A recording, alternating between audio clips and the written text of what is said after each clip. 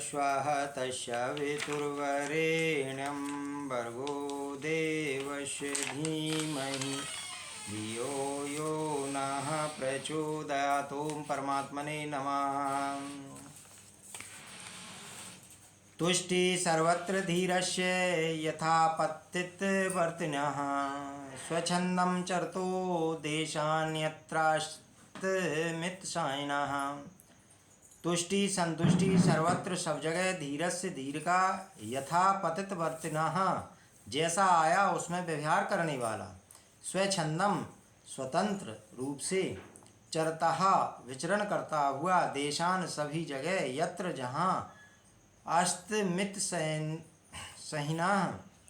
सहीना सूर्यास्त होता है वहीं सोने वाला, यथा प्राप्त में जीविका उपार्जन करने वाला, देशों में स्वच्छंदता से विचरने वाला, जहाँ सूर्यास्त हो वहाँ शयन करने वाला, तत्वज्ञानी सभी जगह संतुष्ट होता है।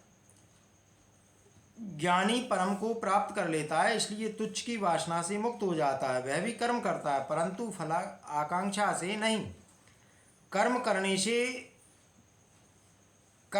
के फलस्वरूप जो भी उसे प्राप्त होता है उसी में वह संतुष्ट रहता है, उसी के द्वारा अपनी जीविका चलाता है। उसे ना ज़्यादा प्राप्त करने की इच्छा होती है, ना ही कम की चिंता होती है। वह किसी से शिकायत नहीं करता कि संसार आज पापी हो गया है। साधु संतों का कोई आदर सत्कार नहीं करता, उसे कोई देता नहीं है। बेईमानी खाए जा रही है, महात्मा लोग भूखे मर रहे हैं। इस प्रकार के विचार ज्ञानी में नहीं पैदा होते हैं।